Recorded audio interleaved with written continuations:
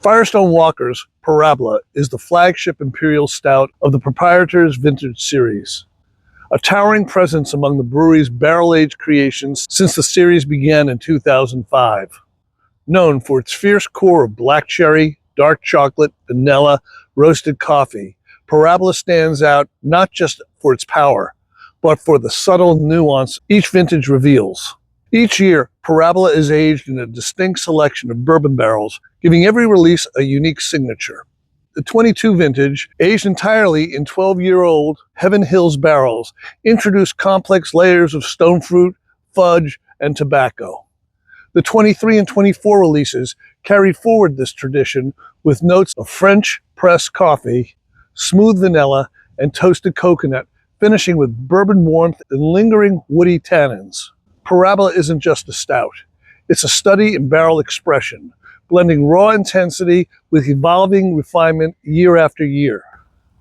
Why don't you introduce yourself?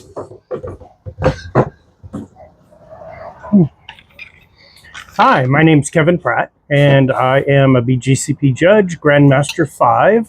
Been in the program since 1993 and became a Grandmaster Judge in 2009. Thank you, Kevin. And Jeff, who's off camera right now, he'll be on camera in a second. He has made several barrel batches, different styles, and he is an aficionado on barrel-aged beers and one of the top home brewers I've ever come across. And he's probably the #1 gluten-free home brewer bar none, which is a tough thing to do. Anyway, today we have Firestone Walker's Parabola, so years 22, 23, 24, and 25. And we're going to get into it and see what's going on here.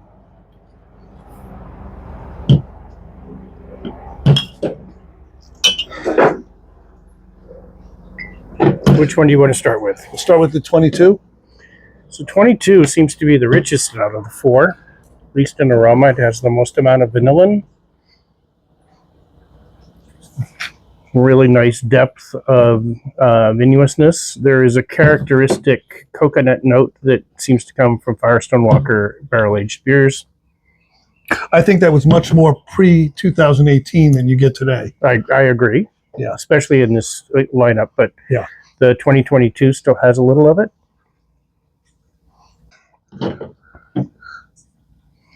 I don't have my glasses, but you might be able to read some of that stuff on there. Heavy amount of chocolate, bittersweet chocolate to it, and it's delicious. I got beautiful barrel note on this. Coconut, vanilla, beautiful black cherry, a little bit roasted coffee, caramel, toastiness. Very matured. As far as the oxidation in the nose, I'm getting a sherry-like thing going on. Yes. So we're looking at approximately 55 IBUs, an OG of 22 Plato, which is about just about a 1.1 for those that are using specific gravity. I'm getting a lot of roasted anise to this as well. The 22? This is the 22. I think this matured beautifully. I would think this might have been over the hill. This is right on the money. From the smell, it's oxidized. Sherry-like. Yeah, but it's a sherry-like oxidation, which is normal for barrel-aged. I don't get any papery. Well, when you get into the 23, I think you'll have a different opinion about that. But yeah, there's a lot of nuttiness to it. A little almond, the anise, and all of them kind of in the toasted note range. Yeah. None of it is raw. The alcohol level is quite present, but also very, very smooth. It's also mellowed out. Loving. I don't know if you've had the 22, but it's very vivid in my mind because I had one not too long ago. The alcohol, it's big, it's there, but it is subdued. When you get into the 25 in a second, you'll see how it's the same alcohol. It's lovely. It's not fusel, but it's in your face. It's not melded in yet. You know, I always thought years ago, pre-2018, it took a 3-year span to mature out and get drinkable. Now it's really 1 to 2 years, and I might disprove that with going to the 23 because I do, just from the smell of the 23, I'm not crazy about it. So I'm going to go into the 23, and we'll review all these after we have a taste of everything. Any comments, Jeff, on that? Big alcohol. Very big alcohol in this one. You on the 22? On the 22, yeah. The oxidation's way up front in the smell and the nose. I get the light coconut on the end that you guys are talking about. Yeah. I didn't hear you talk about esters. Did you get any black cherry out of that, or any other dark fruits? There's definitely plum, a little bit of prune, a little bit of cherry, dried cherry. I definitely get the vanilla and the nutty you're talking about too. That's present. I'm not getting any of the cherry or any of that in there. No, I got dark cherry. I got prune. I think chocolate covered. Yeah, chocolate cherry. as well. Chocolate. So that's how this cherry, all is. yeah. The chocolate wraps around all of it. All of it. Yes. And what I really like about it is that it is the quality of a very dark 70 or 80% cacao, fine chocolate. Yeah. This isn't just kind of raw cocoa powder kind of notes. Now, I'm on the 23, and in my nose, right off the bat, I got that blood thing going. We're going back to 2017-18 here. In this one, I get that metallic kind of blood, not pacified kind of vessel thing going on. There's a raw woodiness to it. You're on the 23 now? I'm on the 23. Yeah, there's a raw oak note to it. Is it my glass? Totally different. It's my glass. Yeah, because I wasn't getting it that up front. My glass. Do you know it's customary to wash your glasses between the tastings? I did. Not with the blood of your enemies. I did.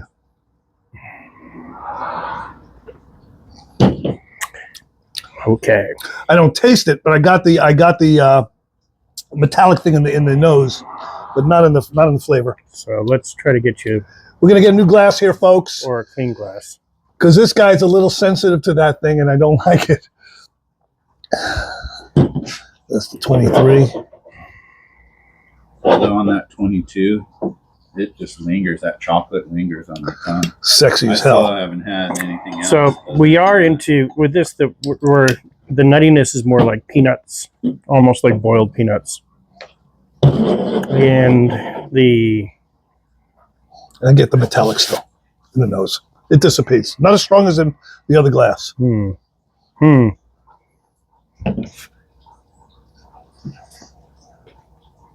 Wow. You do have a very, very different sensation going on with that glass. There's two different glasses here.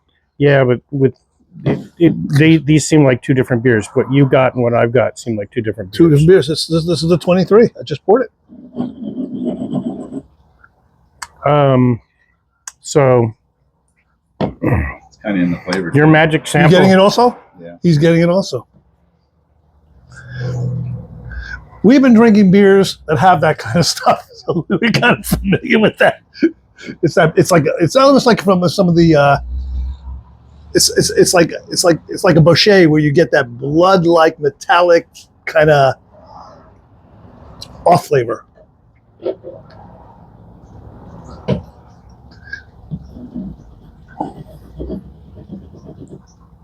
Band-Aid almost. I wouldn't say Band-Aid. It's A little Band-Aidy. It's more like a. It's there, man. It's there.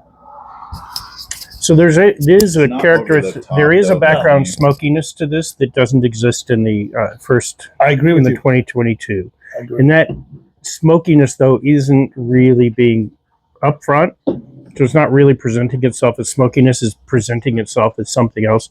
There's also a twang to this, and I think that those two items together might be sort of what you're considering the metallic or the blood-like. Because it can be I can see where it would be kind of iron-like. I'm getting much more coffee notes, roasted coffee, in the 22, and virtually none in the 23. But it's prevalent when you go side by side. In this one, the alcohol is far more subdued. This comes down to more like a 10% sort of alcohol. This is 13.5. Okay, it's presenting itself like it's about a 10%, not a. And this is 14. Higher, Yeah. Right. So the 22 is 14, and the 23 is 13.5. You said. Yep. Yeah. Okay. So still trying to get up there. But this one presents itself as much more subtle. The body seems thinner though, so that could be an alcohol presence as well. And the richness is not there. So this is really thin is not the right word for this because it's still got Not thin, but yeah. plenty going on.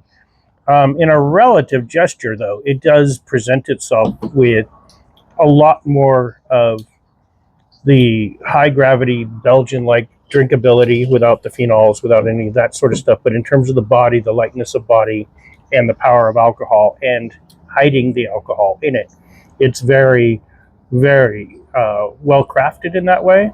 I find this less complex and less balanced than the 22. I really do. I found it's less wood, less oaky characteristics in the 23. In my glass. Don't go my glass.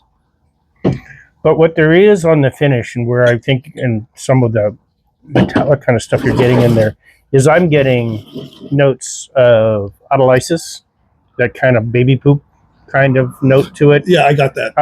It's just kind of that background little funky thing. Overripe fruit, a little bit of things. So I'm not sure that this one was as judiciously blended as the 2022.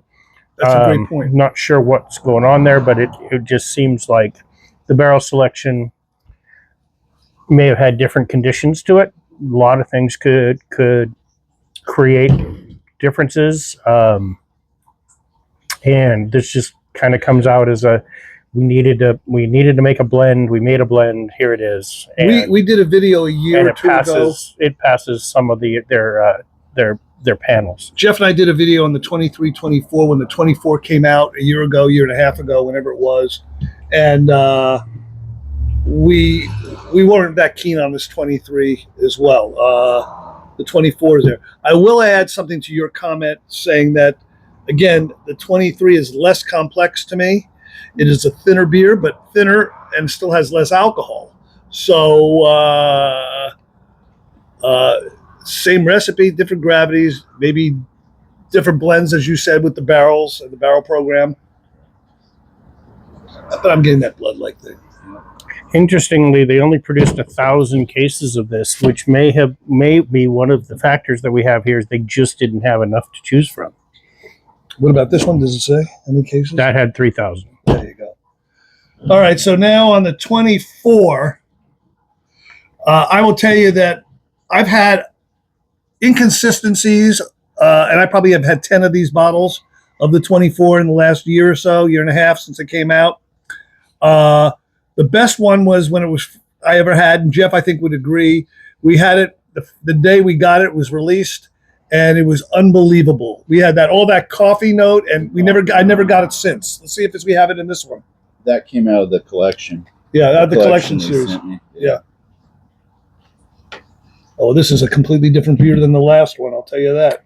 We're back to closer to what the 2022 was. There's richness in the aroma, richness in the flavor. The body is there. The head retention is just stunningly good. Where? Well, again, you got to wash your glasses. These were all washed this morning before I came here. With what?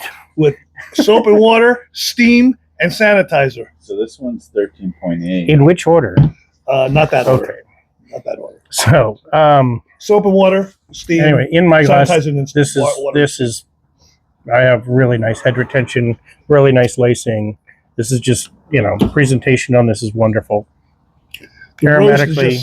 just sexy roast on this. Again, we're back to that fine chocolate sort of roast to it. Nothing harsh, nothing smoky, nothing off. It's a difference too, because the 23, there's a little harshness to it compared to this. Once you drink this, you're like, oh wow. Can I see the bottle on the 24?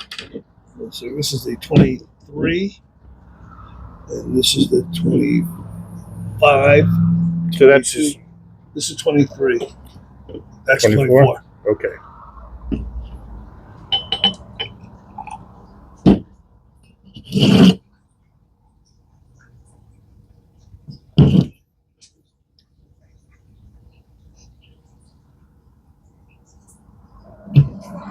So here we also only made about 1,000 barrels. The 24. 1,000 cases. 1,000 barrels. 1,000 cases.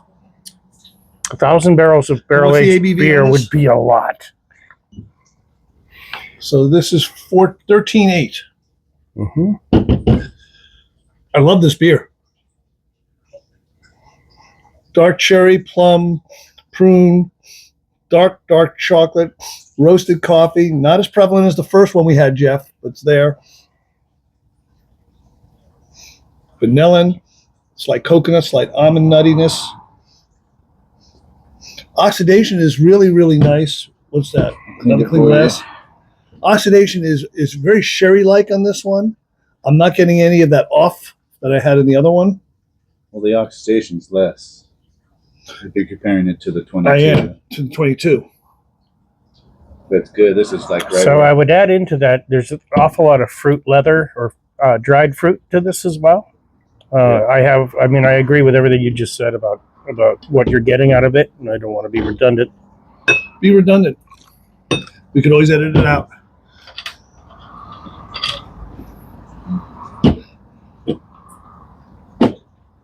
Great. By the end of the video, I just become a smudge. No. Okay. Again, we're back to the richness and body. There's a lovely viscosity to this, chewiness to the end of it, density that is just very satisfying and goes well with the amount of alcohol. Makes it all just kind of come together in a creamy, smooth finish.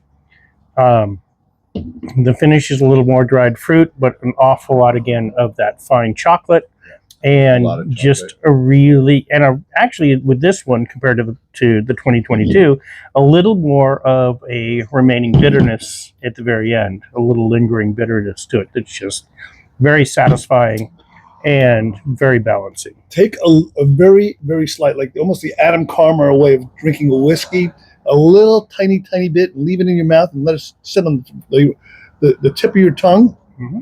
Then do that with the 22 and 24. And that little subtlety between 14 on the 22 and 13.8 ABV on the 24 is so noticeable to me. It's radically noticeable. So I would, yes, except that there are always a number of other compounding variables to what mouthfeel ends up being. This is why he's here, people. Mouthfeel is not one thing. People tend to just say mouthfeel. Mouthfeel is the combination of body, carbonation, creaminess, residual viscosity in there in terms of the creaminess, and a lot of having to do with what just stays in your mouth after the swallow. Let's talk about the oxidation differences between the 22 and the 24. I'm discounting the 23 altogether. I will tell you, so doing the comparison you just said, I'll tell you one of the factors is I'm convinced there's an acidity difference between the two of them, that the 2022 is slightly more acidic than the 2024, and that creates a certain brightness to it. And that brightness, again, that viscosity, the rest of it just becomes, the 2022 just becomes a more balanced beer to drink overall, but also because that acidity is a little bit lower, the alcohol presents itself just a little bit more because it's slightly drier. Where would you get that? Where would you pick up that difference in acidity? So it's kind of in your impression of the mouthfeel. There's a sort of a brightness to it. If you when you the 22 put this is much on, brighter, I think. it is. Yeah. And that's why, I mean, so that's that. Well, where would impression that of acidity come from? It's It's water like- quality, or is it? No, I mean, it is the inevitable buildup of some lactic acid in fermentation. Fermentation goes through. When I brew, I make a definite adjustment for pH at the end of the boil. Yes, I'm trying to bring it right down to about 5.1, and that tends to set off a really nice fermentation. At the end of that, though, depending upon different factors, my pH can range anywhere from 4.2 on up to about 4.6. Okay. In my lagers, in some of my lagers, they don't taste so great. They just kind of taste mediocre at 4.6. If I add a little bit of lactic acid to it, or I allow for a little more acidification of the mash, bringing it down from I target 4.35. If I bring that down to about 4.2, the remaining amount of acidity that actually transfers on through, it tends to stay lower to around 4.4. And that tends to brighten up the beer a lot. And then there are a few beers that I actually make an adjustment at the end where that acidity comes down to about 4.2-ish, 4.3, 4.2. It really opens things up. It really brightens things up. On IPAs, it tends to really open up hop aroma. I agree, yeah. And it just kind of makes for a better shelf life in general. Interesting.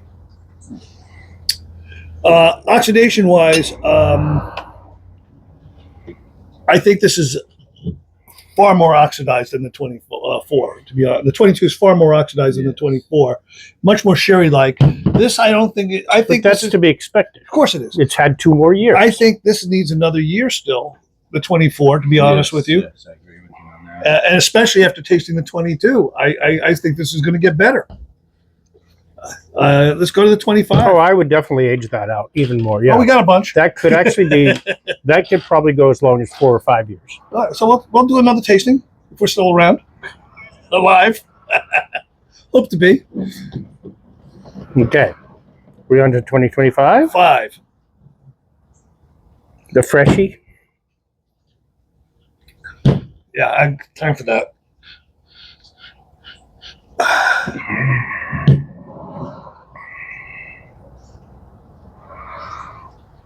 Bitter chocolate smell right up front. Still too young. This has got a little more coconut than the other 3. Yeah, we're back to those the better quality bourbon barrels and things that they're using. I mean, these are more mature bourbon barrels. There was a period of time where getting quality bourbon barrels was a little bit difficult, and I think there was a little holdover from the 2020 shutdown that cooperage became really confined.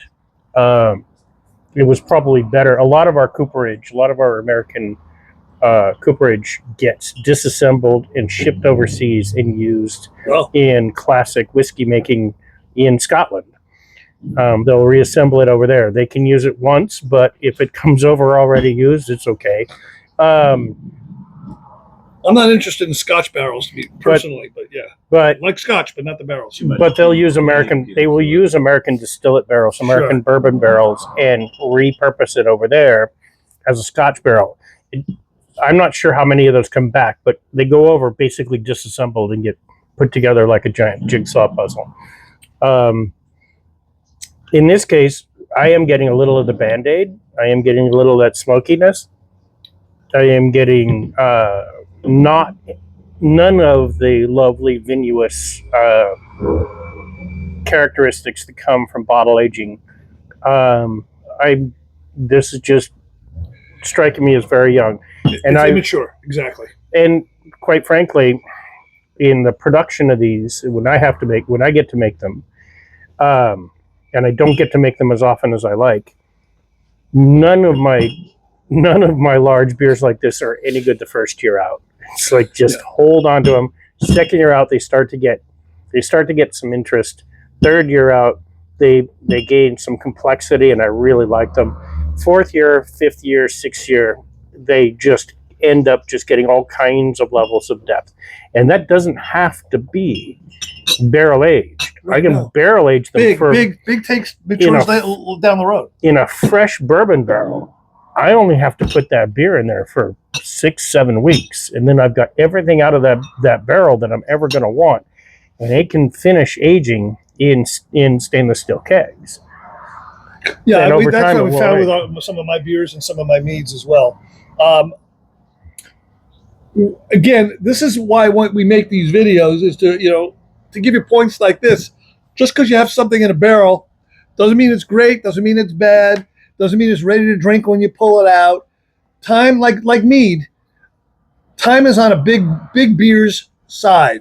The longer you could wait, if it's brewed and stored correctly, and the barrel's not infected, the better you are. Now, that's a whole nother subject I'll get into another time, barrel Brett and infections in barrels.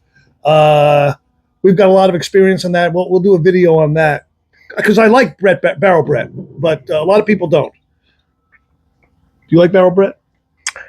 Because you're going to try some in a little while. The answer is, well, yes. When it's intentional, I love it. Yeah. Yes. Okay. Sometimes with some brewers, when they say, I made a sour, the first question you got to ask is, intentionally? Because fact of the matter is that some of these sours go off just because they go off. No, they're not. These the ones he's talking about. It's an actual Brett. It's no sour. In fact, you'll taste we don't have a video of it, but about 2 years ago, you were here, and Jeff had his version of the our Adam beer. I had my version. Same beer, just in different kegs, different parts of the pull from the barrel. It was the one I made with John A. and Roger. We did the whole thing. I remember it. Okay. And you sat and said, well, this one had a little more fruit in this, and this had a little bit less fruit. And I like this one because of that. You went in a whole deep cycle about this. And I went into mine, and Jeff went into his. And we've been tasting it, on and off. I don't have mine here. I think you still have a little here. But the Brett has dried Jeff's out. At least the last 4 months ago when we tried it, dried that barrel out big time. And it's a completely different beer than when you know it, but it's Brett Ford, barrel Brett Ford. Mine is barrel Brett Ford, but his had more fruit. Now mine has got a lot more esters going on and more complexity going on. So it's just so amazing to see the differences between this. This is one of the amazing things about when you are doing it. You start with a barrel aged beer, but if you allow other flora in there, intentionally or unintentionally, beautiful things can happen. One of the most beguiling beers I ever had was a cream ale that the guy was making for contests, and he accidentally grabbed his hoses that he saved for his sour beers, used that accidentally to fill all the bottles in it. And 6 months out, it was a little bit sour, and 9 months out, it was a beguilingly wonderful sour beer. Just really pleasantly sour, pleasantly nice, tart, not bracingly. Wasn't going to peel the enamel off your teeth. It was just really interesting because A, you didn't expect it from what it looked like, and then B, you didn't. It just had miles and miles and miles of complexity to it that were entirely unintentional. It was fun. So for those of you who haven't seen the video, I posted the video today on the YouTube channel. So check it out. It's about back in the ancient times, in Egypt, Samaria, Scandinavia, Ethiopia, wherever.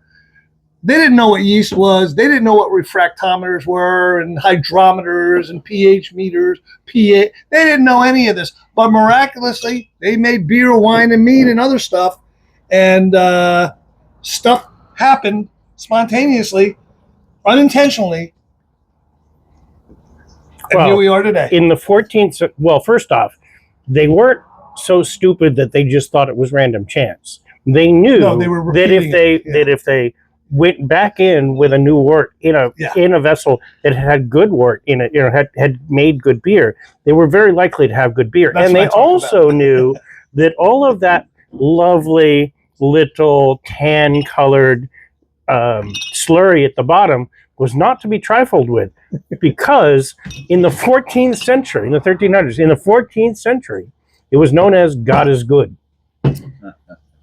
So this was something that God is good, so you could put your wort back in on top of it. Well, they also knew back then there was bubonic plague, and they didn't know what to call it. It was Black Death, and they couldn't drink the water, especially in England and Well, bubonic plague had nothing to do with the water, but cholera did. cholera, whatever. They had And that was more crap, 19th and they were century. drinking beer and fermented products is what they were doing. Boiled fermented What products. they noticed was, all the street urchins around a particular well were dying, but all the brewery workers that were using the same water were fine, because they weren't drinking the water. And dancing in the street. They weren't doing the water. Yeah, they weren't drinking the water. They were drinking the beer. Yeah, beer.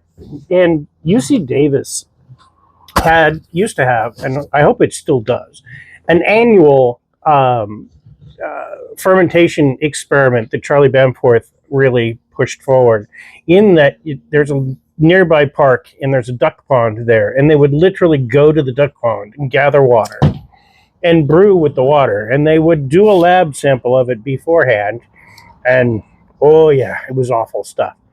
But bringing it to temperature, slightly filtering out any solids, obviously, filtering out anything like that, they would brew with that beer, and at the end of it, they would do the same range of tests on it, and of course, it would come out just the yeast that they've added to it. So brewing beer has always been a way to purify water, because no known pathogens can ever survive in it, even to 0.5% of fermentation. It just doesn't. They're too fastidious, and they just don't survive that little bit of alcohol. And then secondly, the overall process of fermentation involves boiling.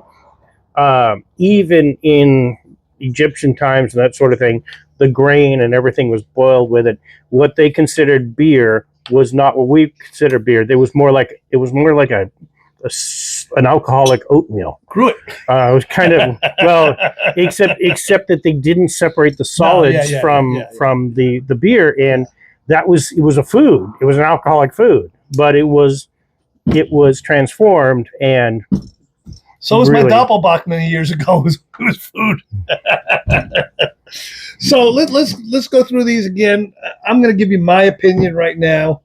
Out of these four today, these bottles, not anybody else's, nowhere else, just here, what we have in front of us.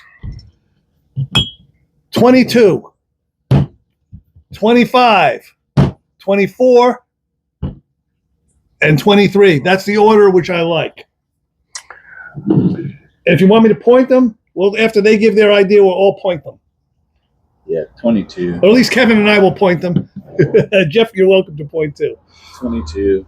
Yeah. 22 for you? I actually like 24 better than 25. 25 needs to sit another year. Okay. So 2025 is too young to tell. This is, I'm going to figure out which college you're going to, and you're only in second grade. It's got a lot going for it, but I think it's going to be a lot closer to the 2023. 23 or 22? Hold on. It's going to be a lot closer to the 2023 than the 2020 than anything else. One, because it doesn't have the viscosity at this time. Two, because it's relatively light in overall flavors, and so developing a lot of complexity is going to be tough. And it's going to end up a lot more like the 2023. The next one that I think it's the biggest just needs a lot, of all of them, by the way. but and that may change things and make things a lot more vinous. Yeah. And alcohol does thin body, so there could be some of that perception to it. Could be some of that perception, but that perception is not going to go away. No, in fact, it's not going to gain body with time. No, it's not. So 20. In fact, if there's any yeast in these things, it might even thin out a little more. It might, but knowing the amount of yeast that's in there, it's not going to really ferment, because it's not. It just isn't. The alcohol level is already at terminal. The alcohol is already at terminal. Yeah. It's not. But what is going to happen is the yeast can help change characteristic, but I don't think there's enough yeast in there to make that kind of difference. The 2024 has the most potential. I want to see this one in 2-3 years. Well, again, that first And- 24 we had was insane. This is not insane. And in terms of a bottle I would open if I liked you, would be the 2022. This would be the one. This is obviously my top as well, but this is the most mature. This is ready. This is at its peak, and I don't know how long it'll stay at its peak. Could be 5 years, could be 1 year, could be 5 months. But the bottom line is this one is, all right, if I'd say people are still coming over as and long I as want to it's- impress as long them, as it's kept this cool. is my What's beer. that? I think it'll stay. As long as it's kept cool, it's going to stay. Now, these are all stored the same way in my motorhome, on the road, on the beach, 50 to 55 degrees, laying horizontal the entire time of their life since I've had them. So let's go to the daunting, subjective. So they've all been Pointed. they've all been equally unfairly abused, Of course they have, like everything I do. like everybody you know. So, Kevin, you want a point 22 for me? For us? I think that's just rough points. I'm going to make that about a 47. This damn near perfect beer. I don't know who this guy is, people. I don't know who he is anymore. Jeff, what do you think? I'm no beer judge, but we're grading, about 43. It's 43. above average. Okay, so I'm going to tell you because I think I've got a handle on this. I'm a little more strict than you, Kevin. Always have been, and I'm going to say 45 to 46. And Man, You're I wish not you would wrong. shave that beard instead of the points. this afternoon. So yeah, so we're really close. We're in the outstanding world here for this one. Let's go for the 23.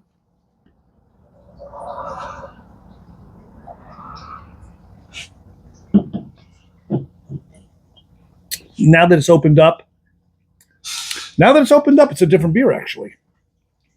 Do you find that a little bit? Mhm. I mean, it's completely different, and it lost all that. Mine lost all that blood metallic kind of bullshit. Mostly because it doesn't have carbonation now to carry that. Yeah. It's Well- probably still there. That's a very good point. I still got it a little bit. Yeah? Yeah, I do too. But not like it was. So I'm sitting here. Kevin, why don't you go? Oh, you want me to start? You want All me to right. start this one? Go ahead. I'll start this one. 35 to 36 for me on this. I was at 37 with this. We're right there. I was at 37. You're 37? Okay. Well, Yeah. I'm true to my 2 points difference. Too bad that you're point shaving on this one. But I'll revisit in a second. We have a little left. Okay. So now we're at the 24. Jeff, you want to go first? 24, I actually really liked a lot. So I'm going to go, 43 on this one as well. 43 for you. Kevin? presented as is, I think it could be better. But I'd be like right around 42. And here's where I break that mold, and I'm going to say 44. I really like this. It's not as good as the original one I had a year and a half ago with you, but Isn't this the highest alcohol one? no, it's not the highest. It's 25. 25 is, yeah. In fact, this is 13.8, I think. So it's not even as high as the 23, 22. You're still a size I queen. think, but again, let's preface. 24 needs another year to 2 years, in my opinion. Yeah. All our opinions. To get up to the same score that I think Yeah. the 2022 would be. And when you buy these parabolas that come out once a year, know that in your head. Don't be in a rush to drink them. Put them away. Store them properly. Love them like they're your child. You know, the only thing we're doing is we're going through technical issues, one by one by one. You can tick that all down and you can find fault with all of it. But ultimately, the balance is what has to happen. And the 2022 versus the 2024, the balance is not as mature and as complex as I think it can be. Even if I got this in contest, I'd be like, send this back in a year or 2 years. This needs more time. It's still an outstanding beer, and it may very well win best in its style and best in show. No problem, but I still think it could be stronger. And we put that in the score sheet in the overall impressions, the last categories, just for you judges out there. There is a point at which you get above a 38 in which you're no longer talking to a novice brewer. You don't worry about the minor little defects, because maybe those are intentional or maybe those are going to age out, those sorts of things. You end up getting into, once you get above 39 to 40, you can start to use a little bit of personal preference, as long as you can justify it by styles, by examples to the style. If, for instance, there is always within the flavor frame of any style, there is always a lightest to a most robust version of those styles there. The style committee does a great job of giving you a nice range of these beers, and you may very well find other commercial examples that fall within that range if you were to try them all. But there will always be a lightest version and a most robust version. Neither one of those two sides represents the dead center of the style, but they always represent the characteristic balance that defines the style. And if you cannot describe the balance of one beer or one example from another, if you can't describe the balance of one beer style from another, then you don't have two styles. You just have variations of the same style. When you can describe that balance as almost equal, just a little bit lighter or a little bit more robust, they are within the same flavor frame and both perfectly adequate examples.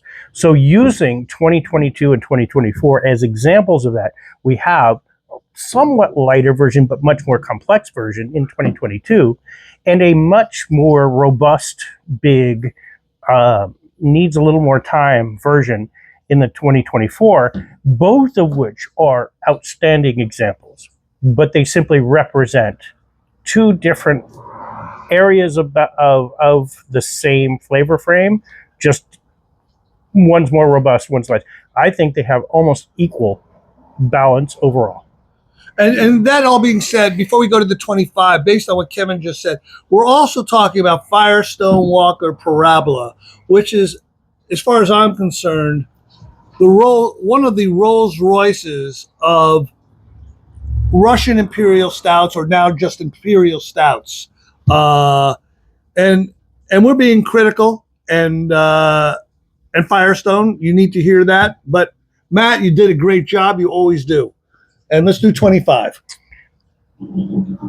Jeff, why don't you start it off? I'm gonna go Louder. With the 40. 40 for 25. Yeah, I like it. With Kevin on, it needs time. It needs time. I think it's going to be better than 23. I think it's going to turn out better than 23. Kevin? I'm going to be closer to about 36, 37. And the reason is just the complexity isn't there. It is alcohol. It's not alcohol hot, but it's not presenting itself as a finished, mature, aged beer in this particular type of style. That said, what Kevin just said, I agree with, but I would tell you that I'm getting balance, I'm getting complexity, I'm getting everything I want in a parabola. I'm getting all the dark esters, I'm getting the toasted notes, all the grain notes that I want to have. The bitterness is a little bit higher for me than the 22, but that's just because it's a younger beer. But I don't agree with the points. I think this beer is a solid 42. I think this beer will be over 45 in 3 years, 2 to 3 years. I like this beer a lot. And I think with the, what is this, 14.1? Yeah, 14.1 alcohol for being as young as it is. The alcohol is not hot and in my face and overwhelming everything. So I think it's going to meld and oxidize into a sherry bomb that's going to be more outstanding than the 22. My points, as I just said, that's where I stand. And the 22 is my favorite today. Agreed. Yeah, and I will not, I'm not, you didn't give us a score though. Oh, I didn't give you a score. I did. I thought I started off with a score. I said 42 to 42. Gotcha. Yeah. So I'm just going to re-justify my lower score since I'm And I'm usually 2 points, the asshole. 2 points different than him, harder. So he needs to justify right now, because we're not even talking 7 points difference here, but we're talking a difference. So effectively, in a vertical judging like this, I am judging against the other 3 beers that came before it. And now I'm left in a position of trying to forward think, where could this go? What is it now and where could it go? It is highly drinkable. It is highly enjoyable. Oh, you think so? Look, if you call this a session beer, it's going to be a really short one. It's a session beer for me. It's going to be a really short one. Yeah, you just don't like being awake. I want to be right back down for a nap. Everybody knows I like that. This is my thing. There's a lot going on here, and there are things about this that are not as controlled as the other 3 example. For one, the alcohol level. For 2, the body. 3, the barrel complexity. And so there are 3 things. Now, because I'm able to judge Firestone against Firestone, I can make this judgment. And so ultimately, if I had this by itself, if this came to me from a home brewer, or came to me in a homebrew competition, talk to me about body in that or case anything right like now, that. because you talk about body. Talk to me, if this came to you in a competition from a home brewer, to get the name Firestone Parabola, you're in a stout classification, Imperial Stout. What are we talking about as far as body to you? Because this is not thin. No, well, for me, it's not thin. So it's big, but not thin. Okay, so there's a number of different mouthfeel aspects to it. In terms of body, the body to this, the presentation is medium to medium high, and it's not viscous. It's not like that. Secondly, the amount of creaminess is really erased by the alcohol heat. There's a lot of warmth to it. It is clean warmth. It is not harsh. It's not fusel. And you know, but it's clean warmth, but a lot. That's going to dissipate in time. It's going to become more sherry-like, but it doesn't go away. And the body doesn't just magically show up. No, that's not how that works. There's a creaminess. So what I'm left with at the end, what I'm left with in the fade of that, in the aftertaste, is a little more alkaline and a little more Dutch processed cocoa, as opposed to all chocolate. 3 of these, which were really fine chocolate. 75-80% cacao he's talking about, and the other one's not this one. So this one is a little more Dutch processed cocoa. Yeah. And it's not bad. It is not offensive. It is not anything. It just is not as high scoring. So next year when we revisit this vertical, we'll do the same, and we'll add the 26 to it, even though the 26 will be immature. We'll see what we all say about that. Because I think the 25 is going to surprise all of you. Not you so much, Jeff. I think Kevin. 2 years, 25. You think 2 years, 25? I think 2 to 3 years, as I said before. But I think you're right on the money, Kevin. I think you absolutely. But be that as it may, what a bitch it is to drink Firestone Parabolas all day. Yeah, I mean, my opinion is only my opinion, and if we 3 were writing a score sheet, I wouldn't want any brewer to take my score sheet any more seriously than any of the others, because all 3 of them together tell a story. More importantly, any brewer doing something like this needs to enter that beer into 4, 5, 6 contests, because any one contest says, oh, that's what happened on that day. And then after that, the brewer really needs to know what his beer is like across multiple contests, so that all of the other variables start to get smoothed out. That's a great point. No, but seriously, this is a unique opportunity, and all you, I don't care if you're home brewer, pro brewer, whatever, if you're a brewer, if you're brewing anything and you're drinking these kind of, making and drinking these kind of beers, maturity, time, relax, don't be impatient. You know, this is on my mead, mostly on mead makers are following this, so it's the same thing holds true for mead. Longer and patience is better. Patience and being longer is better. And